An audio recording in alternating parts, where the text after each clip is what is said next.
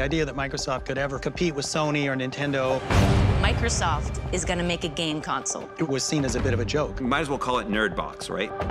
We needed to prove our credibility. This thing is going to be the most badass thing you can imagine. Dude, we need a metal X, and it's got to have a green eye, you know, shooting a laser out. I want it to blind people. The game developers are not going to be tolerant of any level of bull at all. I opened up the first machine, I'm like, what the oh my God, like what happened in there?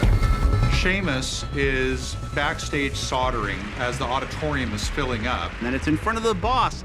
The boss is coming on. The Microsoft brand is on the line, the Microsoft name's on the line. Bill's not gonna be happy. And it was terrifying. He's screaming at us. You guys have lied to me. You guys have like played me for a fool. And he says, this is a insult to everything I've accomplished at this company. It was terrifying. I thought my career was over. There's a new contender in the video game wars. Xbox is going to be the future. Truly the future of video games. Xbox. Taking over the living room. Limitless, connected digital entertainment. You guys never understood. The company is going to face fierce competition. Sniper! It's a ticking time bomb. Makes me very nervous to actually play this for you. Xbox getting a major overhaul. A bold vision for the future of gaming.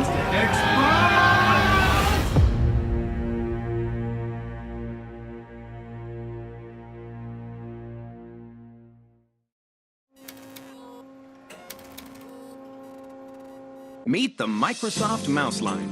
There's a mouse for everyone, whether you're an expert or first-time buyer. Let's start with the basics.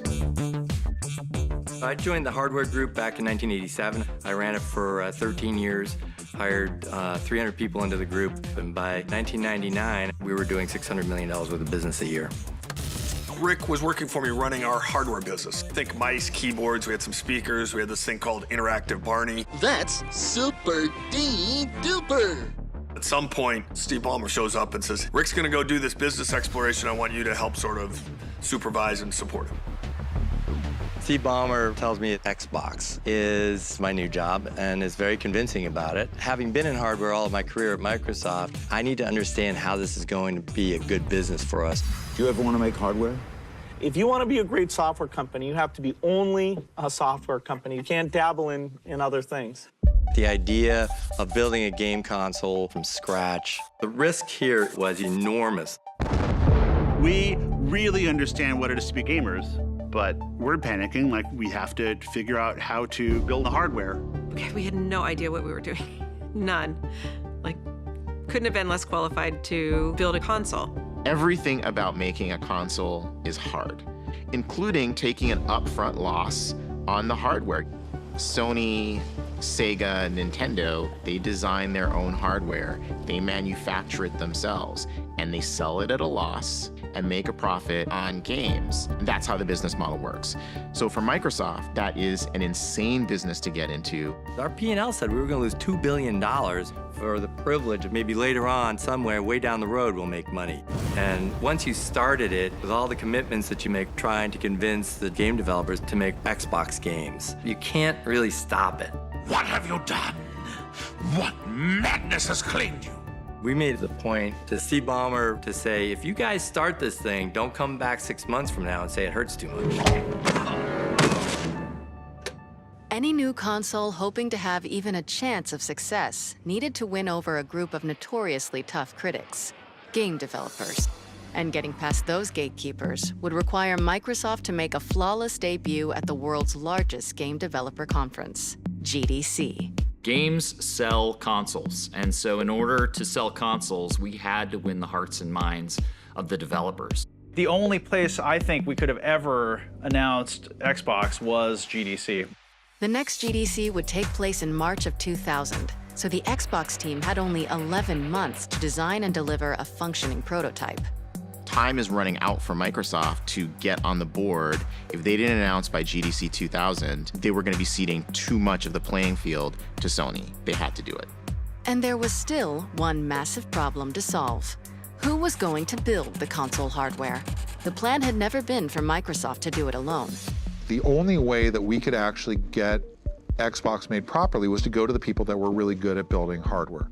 Rick was trying like hell to find somebody to partner with us, people had expertise that he knew we didn't have. Companies like Dell and Compaq and NEC and Toshiba. We start these meetings, and most of the guys would look at me and go, "Who are you? And should I believe you or not?" And I'm like, no, really, we're gonna do this. And the OEMs all, laughed in his face. Like, we understand enough about the console business to know that all the money is made on the software. And you're coming to us and asking us just to make the hardware while you make the software. We're not that dumb. Rick's point of view was, we have no chance of doing this ourselves. And so then the question became, how do we partner with Nintendo? Or maybe we should partner with Sega. Sega seemed like a natural choice because of Microsoft's previous collaboration on the Dreamcast. But there was pushback against the partnership. Dreamcast had never been competitive with Sony, and Xbox needed to be unlike anything Microsoft had tried before.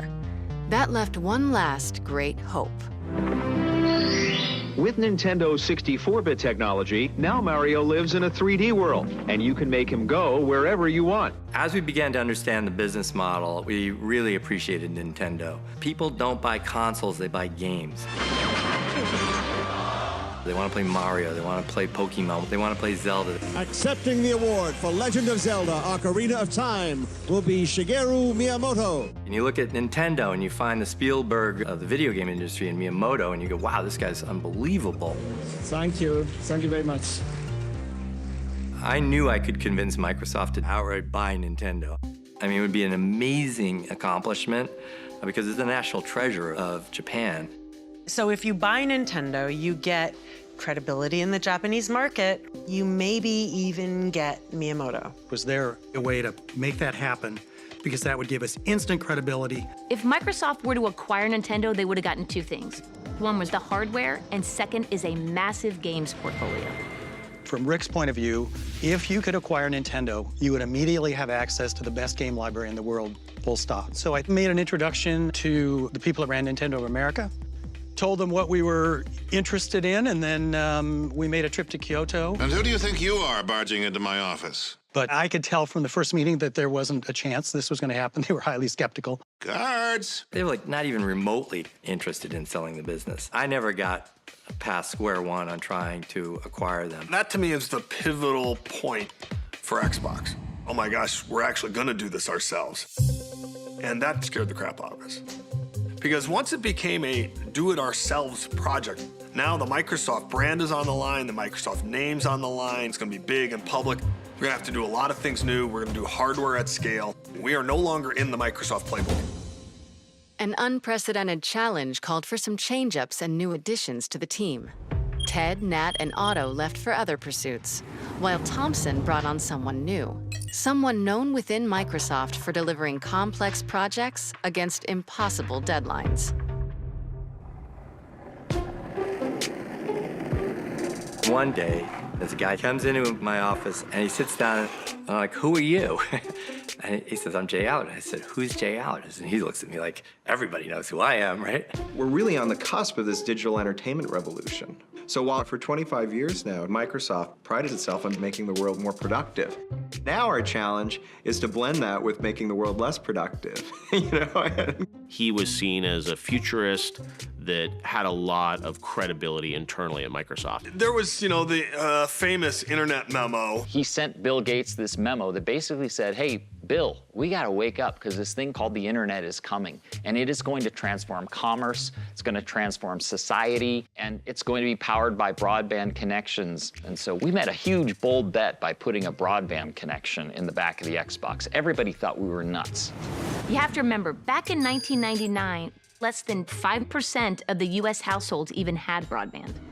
But I remember Jay saying, we're gonna bet on the future, not against it. He had a vision for where online gaming could go and what Xbox could become. And Bill paid attention to Jay. Well, it's very hip to be on the internet right now. With the right team together, Xbox needed the right operating system, and that was a little tricky. And political. It's just amazing how popular PCs are. Windows had been the catalyst for Microsoft's meteoric rise. Games, word processors, calculators, calendars, all running faster than ever. Bill Gates had been won over to the team's pitch on the understanding that Windows would power Xbox. But the team knew that Xbox needed to be leaner than a PC. Windows was an all-purpose tank. Xbox needed a street racer. One of the things that makes Windows great is that you can do lots of things at once. You can be running Word next to Excel, next to IM, next to Photoshop. And so the idea was, if we're going to put a video game console in the living room, it's going to run Windows. Once or twice a week, we'd get pings from all sorts of different groups around Microsoft. Office was kind of the notorious one, saying, hey, I hear we're doing a console. I hear it's going to run Windows. What do I have to do to get a build of Office running on it? I bet people would like to edit their Word documents while sitting on the couch. What's the rating of this? Like, okay, so we had to do two things. One, we had to tell these groups off. That is not what this is. If you actually think people want to sit back on their couch doing spreadsheets, it's not going to happen. At the same time, we needed a lot of code from these groups. So we had to tell them off nicely. You're dismissed. Oh! The services that Windows provides are really valuable, but the most important thing for games is speed. If you have an operating system taking 15% of the CPU and half the disk, you're dead. One possible solution was to use just the Windows NT kernel, essentially the brain of the operating system. This would leave more space and flexibility for developers to program games. There was just one problem with that solution. The Xbox team didn't have access to that kernel, and the Windows team wasn't about to share it. Here we are in the computer room that holds all of our server machines. If we'd have gone and asked the Windows team, they would have insisted that we take Windows as is, no modifications, subject to their approval, and we just could not bring that baggage over. So we had to steal it. We stole it. We stole it, yes. I have it running on this machine here. We actually grabbed it at night off of a server when no one was looking, about 3 weeks before a major Windows release was gonna happen. We brought it back and just started hacking and slashing stuff out of it. We had to refactor and cleave off functionality to make this box so tuned that the games could be brilliant. What started out as a 4.5 megabyte working set for the kernel got that down to about 200K. So a tiny, tiny, tiny fraction of what Windows is actually made it over to Xbox. You could call this the evolutionary approach. It becomes clear that what we're going to do is not what Bill and Steve thought they had approved. Xbox would have the heritage of Windows, but not actually Windows itself.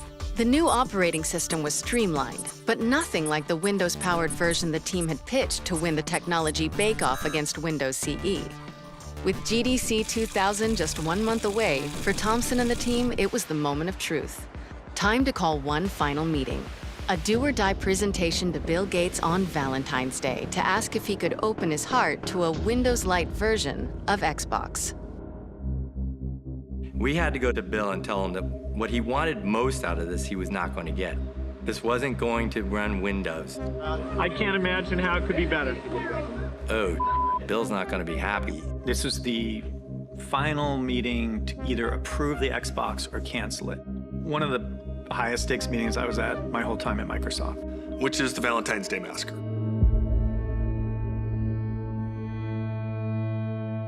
It's like a 4:30 meeting. Rick, Thompson, myself, Ed Freeze, Jay Allard are the 4 Xbox folks there. Steve's there. There was a whole outer group of people too. So this room was packed. Well, about 15 minutes late, Bill walks in.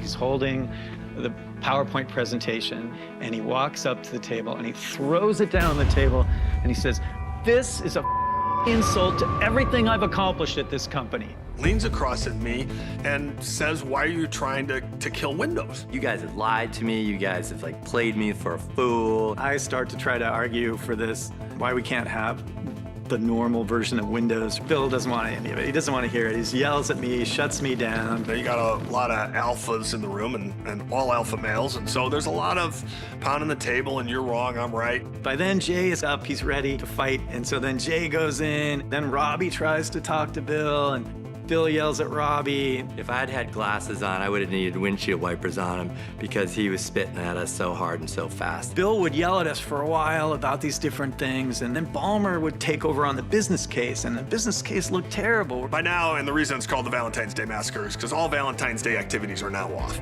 The candles at home, and they're melting, and we're all missing dinner.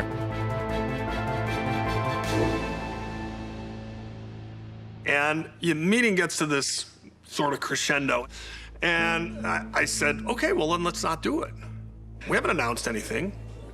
So that led to another hour. And then somebody says, what about Sony? Microsoft had owned the den and the office. How cool! And the thought of Sony owning the rest of the home is offensive to Bill. But the Xbox, it's the antithesis of everything that Microsoft is. It takes all of the hardware burden onto us, so it's really hard to make business sense of it. That's equally offensive.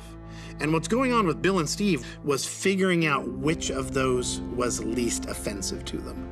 Bill kind of pauses and he thinks, and he says, I think we should do this.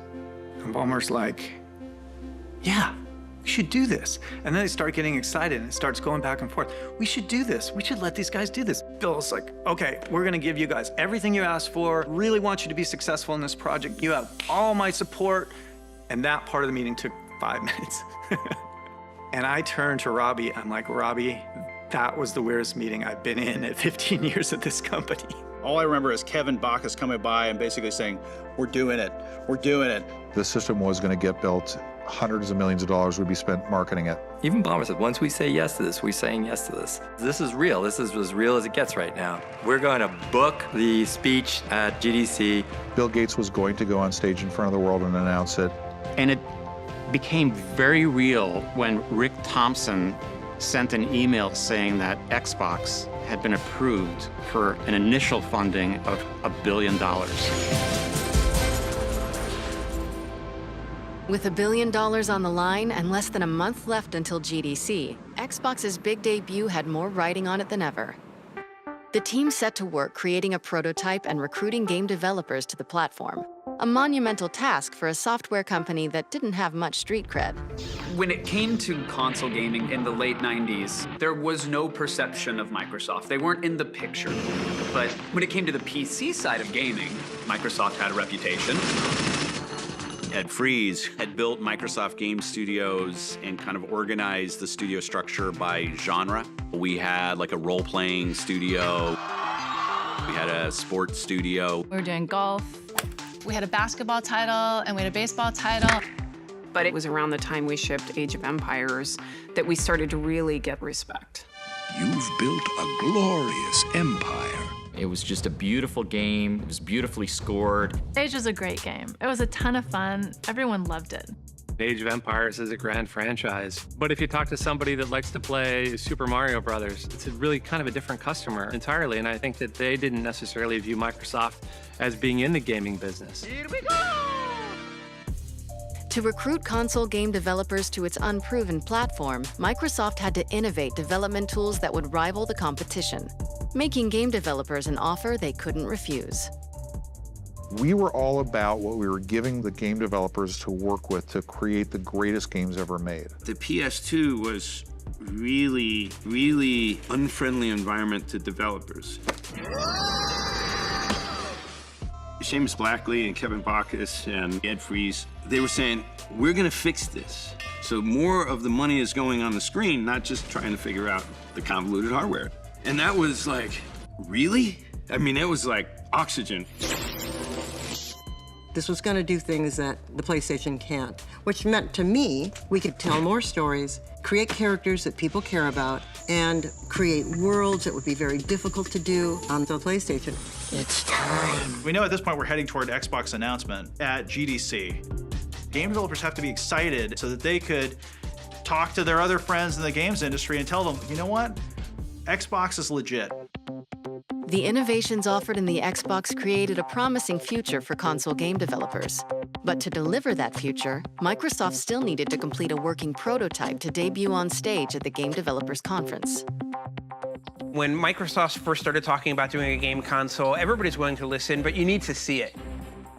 We had to create a prototype game console that was obviously not going to be the final design of the hardware because we didn't know what Xbox was ultimately going to look like, but at the same time, looked nothing like a PC. I had started working with the Hardware Guys Rapid Prototyping Group, which was literally in the parking garage.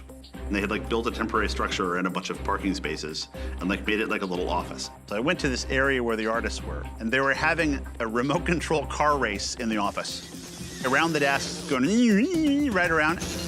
And that's how I met Horace Luke. In a lot of ways, I work very scattermind. I don't really work on a linear path. Most of my days spent with markers and paper and just doodling. I remember the guys coming in about 6 or 7 in the evening when everybody's leaving the office with this big motherboard from the 90s, this gigantic board that had all these PCI slots on it, and said, put this into something that is presentable on stage. And I still remember staring at it going, what do I do with this thing? The traditional Microsoft product was very ergonomic-centric. The mouse, the keyboard. But with the Xbox, it was very different. It was about storytelling. There's a lot of people focused on what's this set-top box gonna look like in my living room. But that wasn't what we cared about. Horace was really interested in what was happening when you got sucked through that screen. The role of the designer, it was how to tell the story at a glance. That Microsoft is about to go into a space that is brand new to what Microsoft was accustomed to. Telling people that this thing is going to be the most badass thing you can imagine. I would go down and visit Horace, and there would be scraps of prototype drawings and other pieces of vision work that he would have. The whole idea was this nuclear reactor almost, trying to hold this energy that's inside that is so intense. He's like, dude, we need a metal X, and it's got to have a green eye, you know, shooting a laser out. And he's always gonna use sound effects, so he's gonna be like, I wanted to blind people, because that's kind of how Horace would talk about these things. That sense of escape and that sense of capability and power is what we try to create with this green portal. And inside there, everything is possible. That was how we wanted people to feel when it's on stage. You could have shown up to GDC and plugged in a PC and tried to tell people it was a console, and not a single person in the audience, I don't even think we would have believed that that was really going to be a console. So we knew we needed to show something beautiful. People got to be able to tell in an instinct that this thing is called Xbox. What we ended up building was a 40-pound machined aluminum X that had been buffed to a chrome finish. These big, beautiful, shiny chrome X's, they were like these incredible sports cars. We ended up taking literally a solid hunk of aluminum and carved it with a 6-axis CNC machine. That box took 2 weeks to carve and 1 week to polish. Building those metal X's was very trying. Drew and I just, after work, you know, get a can of kerosene, get a rag, and just keep buffing it. Rub, rub, rub until that thing was polished. Somebody brought it out into a meeting and took a towel off of it and showed it to us, and I was like, that can't be in people's living rooms. And everyone's like, calm down, it's a concept. And I'm like, okay, awesome about the green eye. How am I gonna fit the components in there? And what we ended up doing is, if you look at a PC, there's like this main motherboard, so we stuck the motherboard at this, you know, on like one angle. We had to shave off the edge of the motherboard because it just didn't fit. We soldered the hardware together ourselves and borrowed space in the lab. You know, I'm sure people looked at that and they're like, whoa, it's like this polished X, it's got this, you know, amazing green eye. But it was the world's messiest PC build. Like, it was components like just jammed in there. And you're like, is it gonna work? Oh, well, you know, work this time. I guess that's the one we'll take with us to GDC. It's sometimes possible to forget about the people who actually make the games. And so we're here in San Jose, California for the Game Developers Conference to remind ourselves that without these people, we'd still be playing checkers. Announcing Xbox at the Game Developers Conference was like every Christmas morning rolled up together. Video game developers are upping the ante on creating realistic games. Microsoft ups the competitive ante, announcing a new concept codenamed Xbox. At GDC, The idea was that Seamus would go on and basically be the demo guy, talk about Xbox, show the demos. But this was the first time that Seamus had stood in front of an audience of game developers and gamers since the launch of Trespasser. Before he came to Microsoft, we knew Seamus from his stint at DreamWorks on Trespasser. It was a personal passion of Spielberg. He was very involved in it. I'm in Steven Spielberg's office, and we're going to do a game that could be a spiritual successor to Jurassic Park that takes all of the principles of game design that I thought were important. Seamus really hit on this idea of trying to use physics to simulate a world populated by dinosaurs. I wrote a big physics system in order to make an island that was completely physically simulated. And then he's saying every leaf and every branch that you walk into in the woods is gonna move. And that was kind of a dream that we're like, yeah, that sounds good, but how are you gonna do that? How are you gonna make that perform? Well, the end of the story was we're not. And I made every mistake in the book. You can read about this online, all the stupid things that I had managed in that project. And we shipped it before it was done. We shipped this broken game right into the jaws of the birth of internet gaming sites and the first fan sites. I personally just got destroyed online. And I had never seen anybody destroyed online. We know what that's like now. I thought my career was over. Everyone who was present in San Jose at the Game Developers Conference, they knew my failures with Trespasser. I remember sitting in my hotel room and I had to convince myself to just go show my face at this thing. And it was terrifying. The day of the unveil of Xbox, I took 3 Xboxes with me, like these metal X's, 1 for the stage and then 2 for as like, you know, what happens if this fails. We hand carry these things down in transit because these things are fragile. The idea was showing live demos, proving that we actually had nothing up our sleeves. The game developers are not going to be tolerant of any level of bull at all. All the things on the screen were specifically to show game developers that this Xbox was far and away better than any of the other consoles that they'd ever seen before. And they have to be done in such a way where it's clearly interactive, clearly real, clearly running on the hardware as advertised. We hand carry them down, we set them up, we turn them on. The first one doesn't work. I opened up the first machine, like I'm like, what the f is going on here? Like something jiggling around that wasn't quite right, and you're like, oh my God, like what happened in there? So then we set up the second one, it doesn't work either. And the third one, none of them work. Seamus is backstage soldering, trying to get everything ready as the auditorium is filling up. He was looking on the verge of green. He just looked sick. You know, I was like, well, maybe this is stage nerves, but then I realized, you know, well, maybe it's also because all of our demo machines were completely deconstructed. We're panicked out of our minds because Seamus went on stage to talk to the most cynical audience in the entire world. If you took a photo from the stage of GDC, you would see, you know, gamers and game developers, and they'd all look very excited. But underneath that layer are, you know, the most critical people you've ever met, waiting to hate that thing that you created. Kevin was underneath the stage with a video switch box that could switch from the Xbox prototype that was on stage running the demos to one that Drew was standing backstage doing everything the same way I was doing it, so Kevin could switch between the two of them in case it crashed. And then it's in front of the boss. The boss is coming on. I'd like to ask Seamus Blackley to come on out and give us a look. And then somebody decided we're gonna make him put on a special leather jacket that doesn't really fit him. We don't have the box, but we do have the leather jacket, so we're ready to go. Well, we do have one box. This is our show box. So now, as I walk out on stage with Bill G, the full weight of my failed game, Trespasser, all of my dreams in the game industry, the ridicule that I thought I was going to suffer at the hands of every game developer who saw me fail to deliver this great thing, all of that pressure came to bear.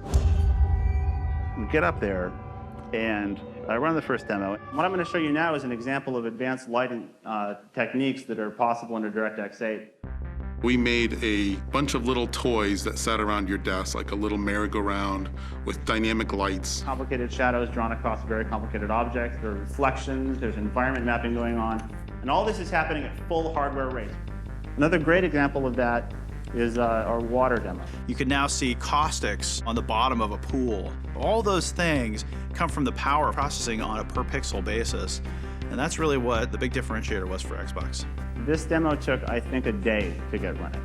And I can't underscore the importance of that enough. This takes Xbox from being a programmer-driven console to being an artist-driven console, a design-driven console. And that's really at the heart of the entire program. The demo, it had a joke in it. There's a classic Microsoft picture in the background. Oh yeah, baby, that's texture resolution right there. These were really smart demos and really ambitious.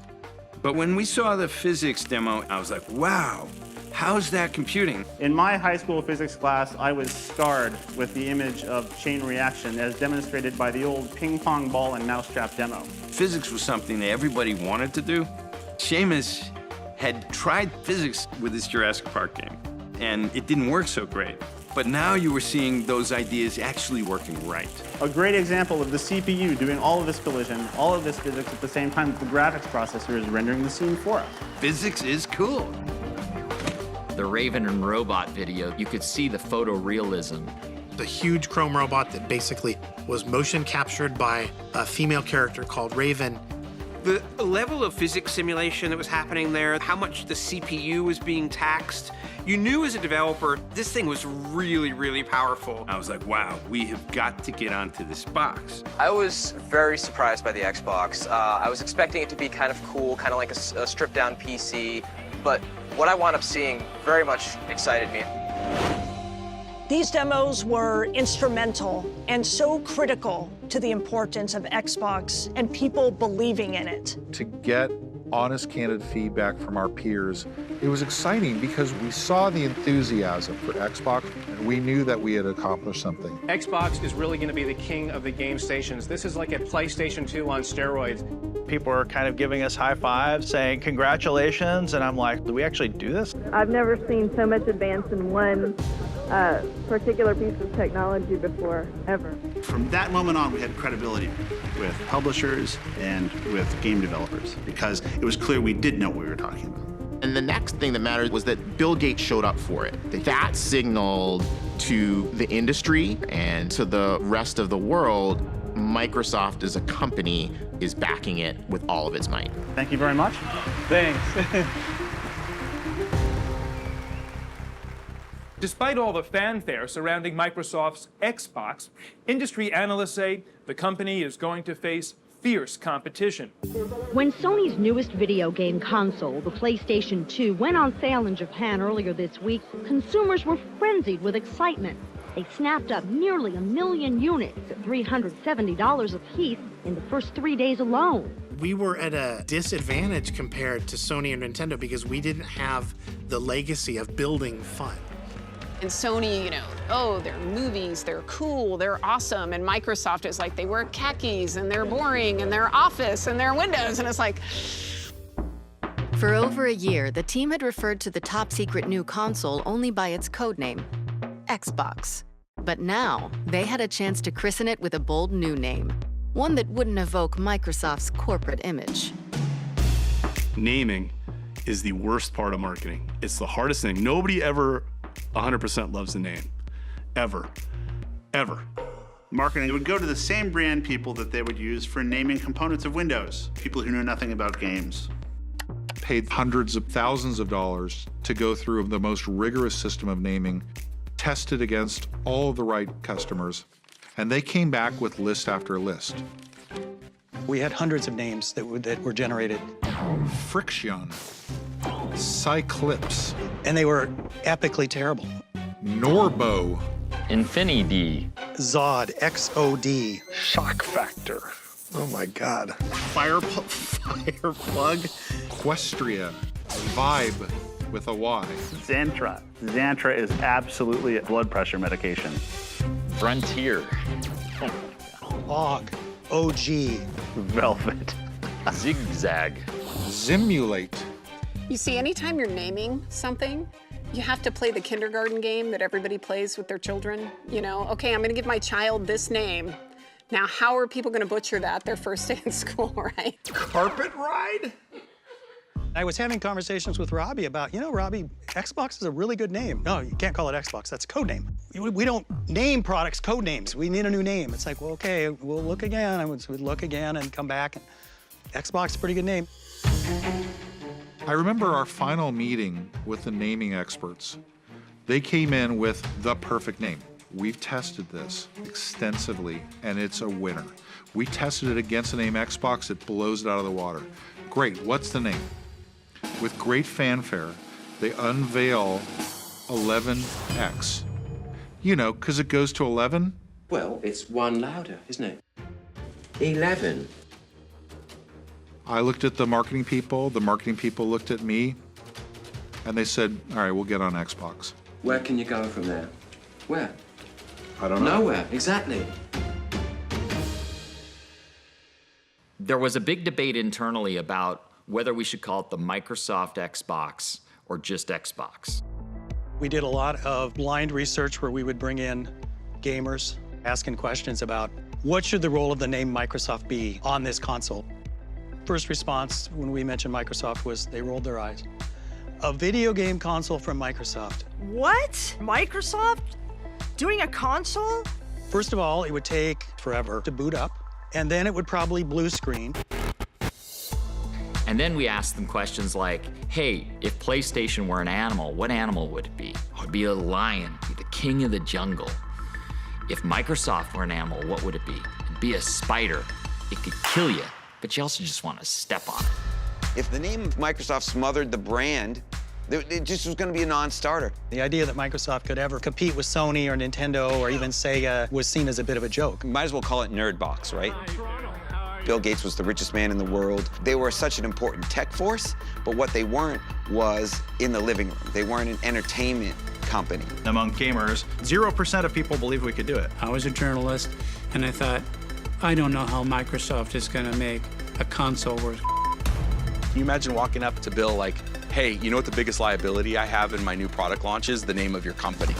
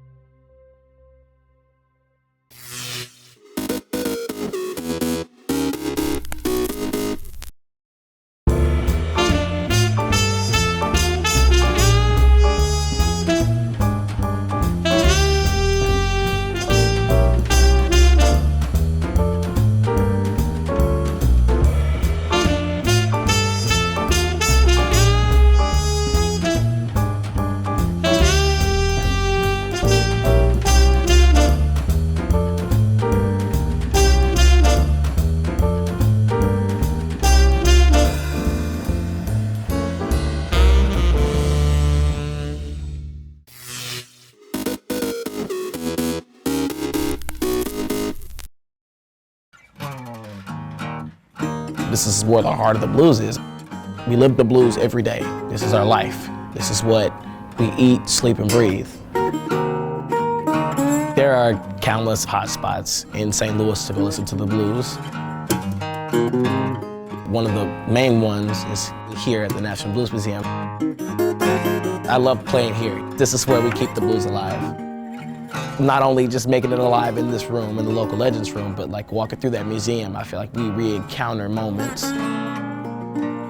When you read those stories about those people, it just feels like they're alive all over again. Women, they were really pioneers of the blues. They got more shows. Their records were sold worldwide. They helped shape the blues as it is now. There are a lot of fun, interactive things for the kids and for adults to enjoy in the museum. They teach you how to create a harmonica riff, or they teach you how to play blues piano, they teach you how to make your own blues song. A lot of the music that people listen to, they don't think about it, but it is basically the blues just jazzed up in different ways. This is the history of American music.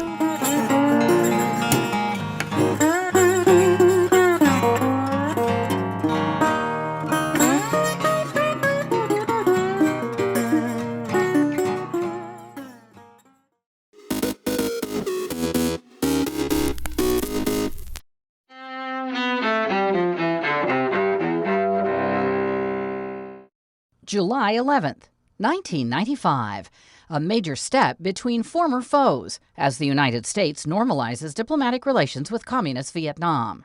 It happens more than 20 years after the end of the Vietnam War, which killed 58,000 Americans and 3 million Vietnamese. 1804, a deadly showdown between two rivals in early American politics takes place in Weehawken, New Jersey. That's where Vice President Aaron Burr mortally wounds former Treasury Secretary Alexander Hamilton during a pistol duel. 1979. The tumbling is in progress. Indications are Skylab is beginning its final entry to Earth. Skylab, the abandoned U.S. space station, burns up in the atmosphere, showering debris over the Indian Ocean and Australia. 1914. Baseball Hall of Famer Babe Ruth makes his Major League debut with the Boston Red Sox. His team beats the Cleveland Indians 4-3. And 1989. Farewell. I took thee for thy better. Laurence Olivier, actor, director, and producer of both stage and the silver screen, dies near London. He was 82. Today in history, July 11th. Camille Bohannon, The Associated Press.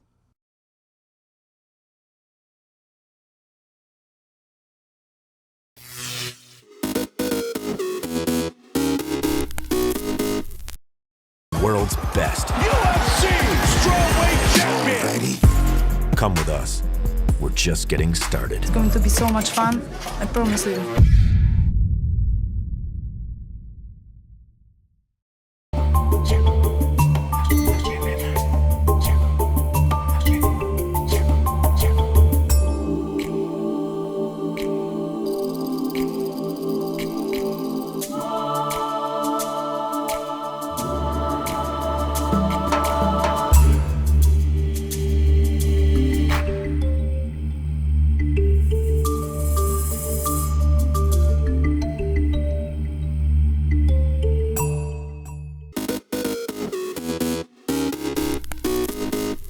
Welcome back in our studio, and in today's news,